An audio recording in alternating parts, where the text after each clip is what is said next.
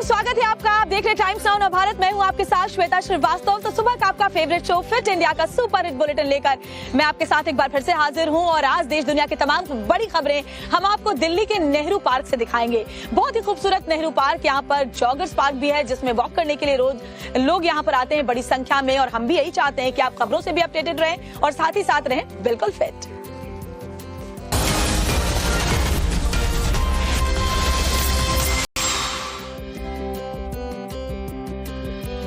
और बड़ी खबर के साथ शुरुआत करते हैं फिट इंडिया के सुपर हिट बुलेटिन की। प्रधानमंत्री नरेंद्र मोदी आज राजस्थान में रैली करने वाले हैं।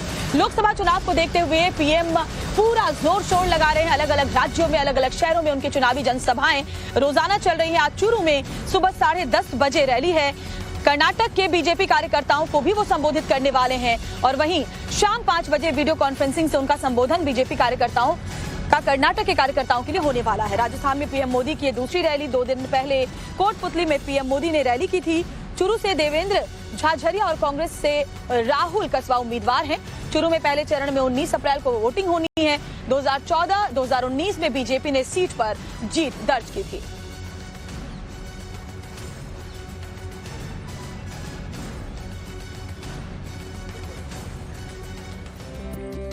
अब बात अगली खबर की करते हैं। समाजवादी पार्टी नेता शिवपाल यादव का एक वीडियो सोशल मीडिया पर जमकर वायरल हो रहा है। दरअसल उसमें वो वोटर्स को धमकाते हुए नजर आ रहे हैं। शिवपाल यादव ने मंच से क्या कहा, किस जगह का ये वीडियो है, सब कुछ देखिए इस रिपोर्ट के जरिए।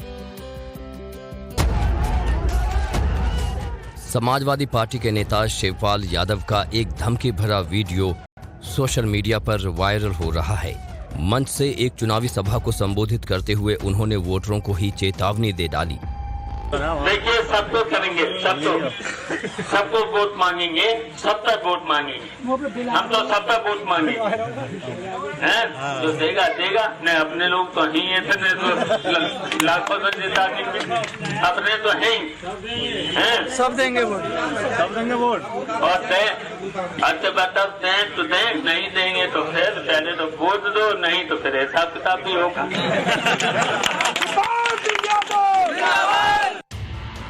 वायरल वीडियो 15 मार्च का बताया जा रहा है। जानकारी के मुताबिक बिल से विधानसभा क्षेत्र के बसावनपुर गांव में शिवपाल एक जनसभा को संबोधित कर रहे थे।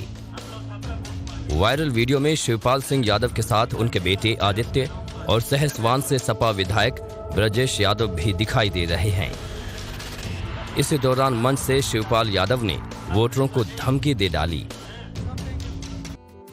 और लोकसभा चुनाव बेहद नजदीक है। ऐसे में अमेठी सीट की बात करें तो कांग्रेस पार्टी ने अभी तक इस पर फैसला नहीं लिया है कि किस कैंडिडेट को वो चुनेंगे इस सीट के लिए।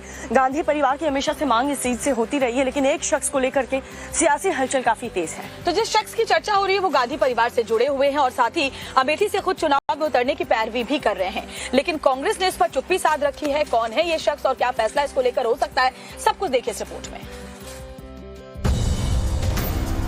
कांग्रेस ने यूपी की अमेठी सीट से अभी किसी की उम्मीदवारी तय नहीं की है, लेकिन प्रियंका गांधी के पति रॉबर्ट वाड्रा ने अमेठी से चुनाव लड़ने की इच्छा जता दी है। हालांकि कांग्रेस इस पर खामोश है, लेकिन रॉबर्ट वाड्रा की सियासी इच्छा अब खुलकर सामने आ रही है। मुझे लग रहा है कि वो चाहते हैं कि गांधी परिवार का कोई भी सदस्य वापस आए, वहाँ वो भारी बहुमत से जिताएंगे। यहाँ तक कि वो मेरे से भी प्रेरणा करते हैं और आशा करते हैं कि मैं वहाँ अपना पहला कदम अगर राजनीति में रखता हूँ और सांसद बनने की सोचता हूँ तो मैं अमेठी को ही रिप्रेजेंट करूँ। रॉबर्ट वाड्रा ने यहाँ तक कह डाला कि उन्हें चुनाव लड़ाने के लिए अलग अलग पार्टियों से भी ऑफर है। खाली ये नहीं है कि अलग अलग क्षेत्र से, अलग अलग जगहों से भारत में, देश में मतलब कि मेरे लिए पुकार आ रही है। वो अलग अलग पार्टियों से भी आ रही है कि आप हमारे तरफ से आ जाइए और हम ज़रूर आपको सपोर्ट करेंगे, क्योंकि मेरे दोस्ती हर अबा पार्टी लाइन्स काफ़ी लोगों से है। रॉबर्ट वाड्रा के बयान पर बीजेपी ने पलटवार किया। बीजेपी ने तंज कसते हुए कहा कि रॉबर्ट वाड्रा जी का अभी तक हमारे पास कोई आवेदन आया ही नहीं है। हमें अभी तक वाड्रा जी की तरफ से कोई आवेदन प्राप्त नहीं हुआ है। कांग्रेस पार्टी में अगर उन्होंने आवेदन किया हो तो उनकी सासू माँ जाने, उनके साले साहब जाने। भारतीय जनता पार्टी को भी कोई आवेदन प्राप्त नहीं हुआ है। फिलहाल अमेठी को लेकर कांग्रेस पार्टी ने कोई फैसला नहीं लिया है। अगर अमेठी सीट से रॉबर्ट वाड्रा चुनाव लड़ते हैं तो एक बार फिर इस सीट पर दिलचस्प मुकाबला देखने को मिल सकता है। और लोकसभा चुनाव के प्रचार के दौरान जमकर बयानबाजी हो रही, आरोप प्रत्यारोप के दौर चल रहे हैं। पश्चिम बंगाल की मुख्यमंत्री ममता बनर्जी ने कूच बिहार की रैली में बीजेपी को जब कोसना शुरू किया तो कोसते कोसते काफी कुछ कह गई। ममता बनर्जी ने आखिर बीजेपी को ऐसा क्या कहा जिसको लेकर के बीजेपी अब हमलावर है? पश्चिम बंगाल के कूच बिहार की रैली में सीएम ममता बनर्जी बीजेपी पर जमकर बरसी। ममता बनर्जी बीजेपी को कोसते कोसते इतना आग बबूला हो गई कि बीजेपी की तुलना जहरीले सांप से कर डाली। ममता दीदी ने बीजेपी पर आचार संहिता का पालन न करने लगाते हुए ये तक कह डाला कि जहरीले सांप पर भरोसा कर लेना, लेकिन बीजेपी पर मत करना। মনে রাখবেন, আপনি কেউটে সাপকেও বিশ্বাস করতে পারেন, অ্যাটলিস্ট পোষ মানাতে পারেন, কখনো কখনো যারা সাপুড়ে পোষ মানাতে পারে, কিন্তু বিজেপি পার্টিকে জীবনে বিশ্বাস করবেন না। लोकसभा चुनाव में ममता बनर्जी का बीजेपी के खिलाफ बोल बिगड़ा तो बीजेपी भी दीदी पर हमलावर हो गई। ममता बनर्जी को शब्दों की मर्यादा के लिए कटघरे में खड़ा कर दिया। मुझे लगता है वो पूरी तरह से बौखलाई हुई हैं और राजनीतिक खौफ से वो सकपकाई हुई हैं और इसके चलते उन्होंने अपना सारा गुस्सा निकाला है और जो उनकी अपनी असलियत है, जिस तरह से वो सोचती हैं, जिस तरह से उनकी भाषा है जिसका वो प्रयोग करती हैं, वो सामने आ रही है कि कितनी अशिष्ट तरीके से, अभद्र तरीके से उनकी सोच है और उनकी भाषा है। और सोचने वाली बात है, ये एक महिला मुख्यमंत्री की जबान है। ममता अपने चुनावी भाषणों में बीजेपी के लिए तीखे से तीखे बोल इस्तेमाल कर रही हैं। ममता जानती हैं कि यही बोल उनके चुनावी वोट बैंक हैं। वहीं बीजेपी भी ममता के हर तीखे बोल के खिलाफ पलटवार के लिए तैयार है। जाहिर है जैसे जैसे लोकसभा चुनाव नजदीक आता जा रहा है, सियासी बयानबाजी और भी तेज होती जा रही है। जेल से छूटने के बाद आम आदमी पार्टी के नेता संजय सिंह आज एक प्रेस कॉन्फ्रेंस करने वाले हैं। आम आदमी पार्टी कह रही है, दावा कर रही है कि संजय सिंह आज बहुत बड़ा खुलासा कर सकते हैं। तो बड़ी खबर आपको बताते हैं, आप सांसद संजय सिंह आज जो प्रेस कॉन्फ्रेंस करने वाले हैं। आपका दावा, संजय सिंह बड़ा खुलासा करेंगे। आम आदमी पार्टी ने ट्वीट कर इस बात का दावा किया है। तो ये बड़ी खबर, संजय सिंह जेल से छूटे हैं और उसके बाद आज प्रेस कॉन्फ्रेंस में वो क्या कुछ कहते हैं, सभी की निगाहें टिकी हैं, जिसको लेकर के आम आदमी पार्टी ये दावा कर रही है कि आज अपने प्रेस कॉन्फ्रेंस में संजय सिंह बहुत बड़ा खुलासा करेंगे। तो सुबह 10 बजे संजय सिंह की प्रेस कॉन्फ्रेंस होने वाली है। हालांकि इससे पहले भी आतिशी कई बार प्रेस कॉन्फ्रेंस कर बड़े खुलासे करने का दावा कर चुकी हैं, लेकिन कोई बहुत बड़ा खुलासा ऐसा सामने नहीं आया आम आदमी पार्टी की तरफ से। ऐसे में देखना होगा कि संजय सिंह आखिर आज जो प्रेस कॉन्फ्रेंस करने वाले उसमें क्या बड़ी बातें सामने रखते हैं।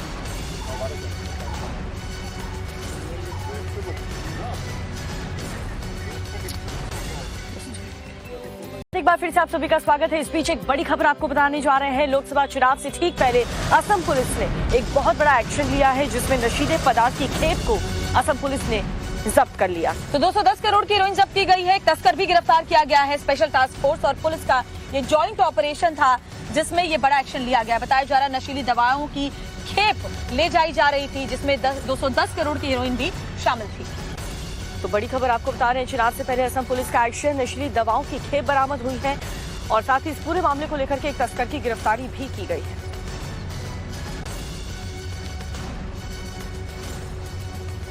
आपका लोकसभा चुनाव के लिए जो प्रचार है वो जोर शोर से चल रहा है, लेकिन इस बीच तमिलनाडु से चुनाव प्रचार की एक अनोखी तस्वीर सामने आई है, जहां एक प्रत्याशी ने वोट मांगने का गजब तरीका ढूंढ लिया है। आपको भी दिखाते हैं प्रत्याशी ने कितनी हजामत करके यहाँ पर लोगों से वोट मांगी है। देखिए इस रिपोर्ट। चुनावी बयार बहते ही नेताजी जमीन पर आ जाते हैं। जिन नेताओं से मिलने के लिए चक्कर काटने पड़ते हैं, वो इस मौसम में आपकी परिक्रमा करने लगते हैं। ऐसा ही एक वीडियो सोशल मीडिया पर वायरल हो रहा है, जिसमें एक नेताजी वोट पाने के लिए हजामत बनाते नजर आ रहे हैं। दरअसल तमिलनाडु के रामेश्वर में एक लोकसभा उम्मीदवार सैलून में नाई बनकर लोगों की हजामत बनाते नजर आ रहे हैं। वीडियो में देखा जा सकता है कि नेताजी किस तरह एक शख्स की सेवा कर रहे हैं। वीडियो में नजर आ रहे नेताजी रामनाथपुरम लोकसभा सीट से निर्दलीय उम्मीदवार परिराजन चुनाव प्रचार के दौरान एक दिन के लिए नाई बने हैं। परिराजन ने सैलून में एक शख्स की दाढ़ी बनाई। उन्होंने शख्स के चेहरे पर फोम लगाया और उस तरह से उसकी शेविंग की। परिराजन शेविंग करने के बाद हाथ जोड़कर उस शख्स से वोट देने की अपील भी कर रहे हैं। निर्दलीय उम्मीदवार का ये वीडियो सोशल मीडिया पर जमकर वायरल हो रहा है। बता दें कि तमिलनाडु में पहले फेज यानी 19 अप्रैल को चुनाव है। राज्य की 39 सीटों पर एक साथ एक ही दिन वोटिंग होगी, जबकि नतीजे 4 जून को घोषित किए जाएंगे। तमिलनाडु में 39 में से 7 सीटें आरक्षित हैं। देखने को मिला कई ऐसे शहर हैं जहां आग लगने के बाद बड़ा नुकसान हुआ है। जहाँ जम्मू कश्मीर से लेकर के यूपी तक आग ने किस तरीके से कहर बरपाया, दिखाते हैं आपको। देर रात कई हिस्सों में आग का तांडव देखने को मिला। कई इलाकों में आग के चलते दहशत फैल गई। भीषण आग लगी है, अफरा तफरी मची है, लोग इधर उधर भाग रहे हैं। इलाके में हाहाकार सा मचा है, पूरा मकान आग की आगोश में है। तस्वीरें जम्मू कश्मीर के पंपोर से सामने आई हैं, जहां पावर डेवलपमेंट डिपार्टमेंट में आग लगने से हड़कंप मच गया।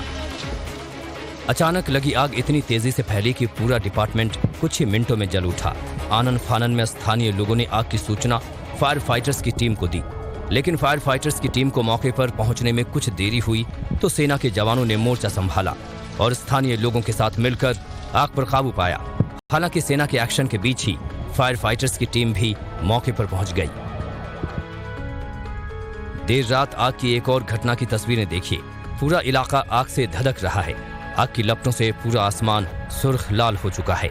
जहां तक नजर घुमाएंगे सिर्फ आग और धुआं ही नजर आएगा। तस्वीरें यूपी के गाजियाबाद से सामने आई है, जहां एक इंडस्ट्रियल एरिया में क्रोकरी के गोदाम में आग लगने से हड़कंप मच गया।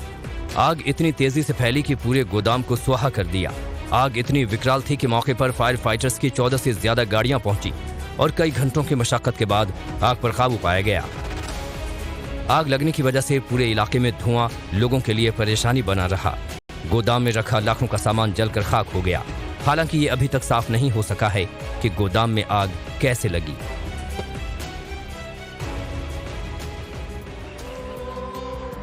एक तरफ मैदानी इलाकों में अप्रैल का महीना चल रहा है और हीट वेव की शुरुआत अभी से महसूस हो रही है, लेकिन पहाड़ी इलाकों की बात करें तो वहां पर बारिश और बर्फबारी का दौर जारी है। उत्तराखंड, कश्मीर और हिमाचल प्रदेश में मौसम विभाग की माने तो बर्फबारी और बारिश का दौर जारी रह सकता है। कैसे वहां पर हालात है, क्या तस्वीर वहां से सामने आई है, देखिए रिपोर्ट में।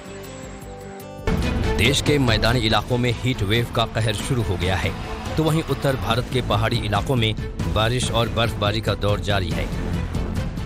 पूरा इलाका बर्फ की सफेद चादर में ढका है। जहां तक नजर घुमाएंगे सिर्फ और सिर्फ बर्फ ही दिखेगी। तस्वीरें उत्तराखंड के रुद्रप्रयाग से सामने आई हैं, जहां भारी बर्फबारी के बाद सब कुछ ढक गया। सिर्फ उत्तराखंड ही नहीं बल्कि हिमाचल प्रदेश में भी बर्फबारी का दौर जारी है। ऊपरी हिस्सों में बर्फबारी की वजह से काफी परेशानियां हो रही हैं। हिमाचल प्रदेश में कुल्लू और लाहौल की चोटियों में अप्रैल में भी बर्फबारी का दौर जारी है। कई ऊपरी हिस्सों में 10 सेंटीमीटर तक बर्फ रिकॉर्ड की गई है। शिमला मौसम विभाग की तरफ से 5 अप्रैल तक बर्फबारी और बारिश का येलो अलर्ट जारी किया गया है। अप्रैल का महीना चल रहा है, पहाड़ी इलाकों में बर्फबारी अभी भी जारी है। बर्फबारी की वजह से इन इलाकों में आवाजाही ठप है। लोगों का घरों से निकलना मुश्किल हो गया है। और एक बड़ी खबर आपको बताते हैं, पंजाब के पूर्व मुख्यमंत्री और कांग्रेस नेता चरणजीत सिंह चन्नी ने अपनी पत्नी के साथ अयोध्या में रामलला के दर्शन किए हैं। जी हाँ, ये बड़ी खबर आपको बता रहे हैं, जहां पर चन्नी ने अयोध्या में दर्शन का एक वीडियो भी सोशल मीडिया पर शेयर किया है। दर्शन के बाद उन्होंने क्या कहा वो आपको सुनाते हैं। मैं राम जी को प्रणाम करने आया हूं और यहाँ हमारे गुरुद्वारा साहब हैं, जहाँ गुरु नानक साहब, गुरु तेग बहादुर जी, गुरु गोविंद सिंह जी, 3 गुरु एक जगह आए हैं। उनका ब्रह्मगढ़ कुंड गुरुद्वारा नाम से है, तो वहाँ भी दर्शन किए हैं और राम जी के भी बड़े खुले दर्शन मिले हैं। मुझे उन्होंने बुलाया है तो मैं आ गया। अयोध्या कैसी लग रही है? अयोध्या मैंने पहले देखी नहीं, लेकिन बहुत अच्छी है। और इस बीच एक और अहम खबर, गुरुग्राम में किडनी गिरोह का पुलिस ने पर्दाफाश किया है और इस गिरोह के तार बांग्लादेश और जयपुर से भी जुड़ते हुए नजर आ रहे हैं। तो कितने रुपए में ये जो गिरोह है किडनी खरीदता था और कहां या इन्हें बेचा करता था, कितने रुपए उसके एवज में लिए जाते थे, सब कुछ देखिए इस रिपोर्ट में। गुरुग्राम के सेक्टर 39 में पुलिस ने किडनी रैकेट का भंडाफोड़ किया है। गुरुग्राम पुलिस स्वास्थ्य विभाग की टीम और सीएम फ्लाइंग ने संयुक्त छापेमारी करते हुए किडनी रैकेट के बड़े नेक्सस का खुलासा किया है। इस गिरोह के तार बांग्लादेश और जयपुर से जुड़े हुए बताए जा रहे हैं। पुलिस ने मौके से 3 बांग्लादेशी डोनर्स को भी पकड़ा है। बाबिल हॉस्पिटल सेक्टर 39 में एक रेड की गई संयुक्त स्वास्थ्य विभाग द्वारा और सीएम फ्लाइंग स्क्वाड द्वारा। उनकी जांच में जो आया है उन्होंने दी है, उस पर हम FIR लॉन्च करके तफ्तीश शुरू कर रहे हैं। अच्छा, कितने लोग यहाँ से मिले हैं? अभी ये जांच का विषय है, अभी चल रहा है। जैसा प्राइमा फेसिया जो आया अभी तक वही आपके सामने। बताया जा रहा है कि 2 से 4 लाख रुपए में किडनी की खरीदारी होती थी और फिर जयपुर में ले जाकर उसे ट्रांसप्लांट किया जाता था। किडनी खरीदने वाले लोगों से 15 से 20 लाख रुपए वसूल किए जाते थे। किडनी ट्रांसप्लांट का रैकेट गुरुग्राम के निजी होटल से अवैध तौर पर चल रहा था। मामला सामने आने के बाद पुलिस जांच पड़ताल में जुट गई है। पुलिस का कहना है कि यह पूरा मामला बेहद संवेदनशील है। गुरुग्राम पुलिस ने इस होटल से कुछ लोगों को हिरासत में लिया है, जिसमें किडनी डोनर के अलावा किडनी लेने वाले लोग शामिल हैं। इसके अलावा होटल से जुड़े कुछ लोग भी हैं। फिलहाल गुरुग्राम पुलिस इन सभी लोगों से पूछताछ कर रही है। और उत्तर प्रदेश के घोसी लोकसभा सीट से ओपी राजभर के बेटे अरविंद राजभर एनडीए के उम्मीदवार हैं। घोसी लोकसभा से अरविंद राजभर का एक वीडियो सोशल मीडिया पर वायरल हो रहा है, जिसमें अरविंद जो राजभर हैं वो घुटनों के बल गिर करके माफी मांगते हुए नजर आ रहे हैं। ये पूरा मामला है क्या, आप भी देखिए इस रिपोर्ट में। बीजेपी कार्यकर्ताओं के सामने घुटनों के बल गिरकर माफी मांगते ये हैं यूपी के कैबिनेट मंत्री और सुहेल देव भारतीय समाज पार्टी के अध्यक्ष ओम प्रकाश राजभर के बेटे अरविंद राजभर। अरविंद राजभर यूपी की घोसी लोकसभा सीट से एनडीए के उम्मीदवार हैं, जिनसे बीजेपी कार्यकर्ता बेहद खफा थे और यही वजह रही कि अरविंद राजभर को बीजेपी कार्यकर्ताओं की नाराजगी दूर करने के लिए डिप्टी सीएम ब्रजेश पाठक ने माफी मंगवाई, और वो भी घुटनों के बल। ब्रजेश पाठक ने अरविंद राजभर से कैसे माफी मंगवाई, अब जरा वो भी देखिए।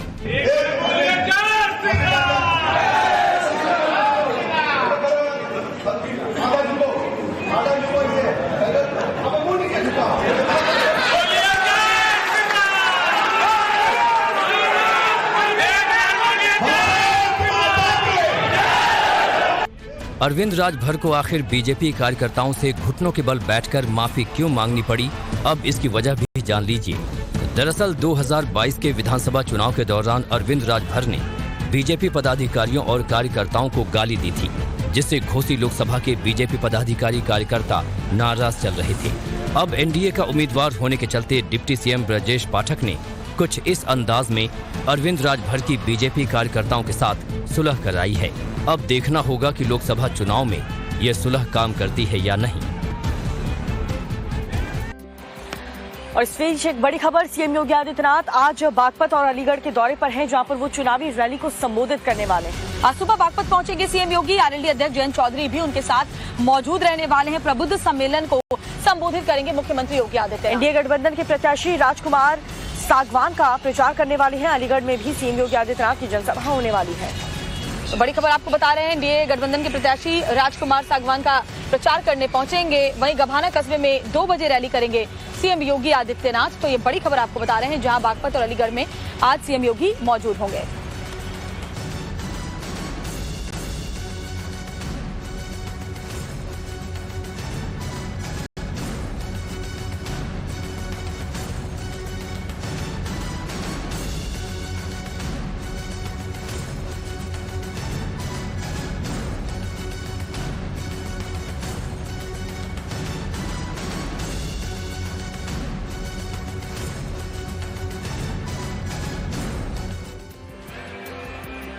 और केंद्रीय मंत्री अनुराग ठाकुर इन दिनों चुनाव प्रचार में व्यस्त हैं। इसी दौरान उनका एक वीडियो तेजी से सोशल मीडिया पर वायरल हो रहा है। इस वीडियो में आप देखेंगे कि अनुराग ठाकुर एक नन्ही सी फैन से मिलते हुए नजर आ रहे हैं। देखिए रिपोर्ट।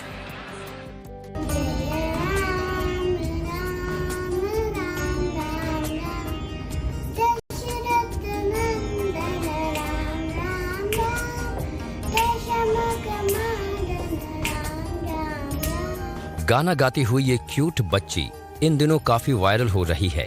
बच्ची और उसके गाने ने केंद्रीय मंत्री अनुराग ठाकुर का मन मोह लिया।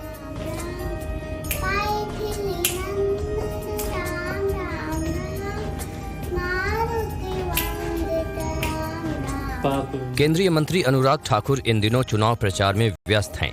इसी दौरान उनकी मुलाकात मासूम बच्ची से हुई। जिसने उन्हें कई मनमोहक भजन सुनाए।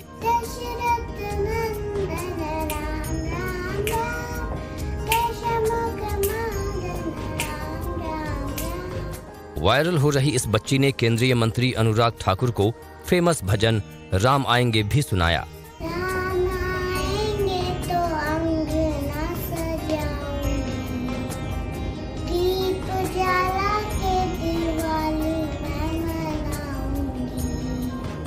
प्रभु श्री राम के सुंदर भजन गाने वाले बच्ची का वीडियो अनुराग ठाकुर ने अपने ट्विटर अकाउंट पर शेयर किया और लिखा कि इस बच्ची ने मेरा दिल ले लिया। उन्होंने काफी देर बच्ची से बातचीत भी की।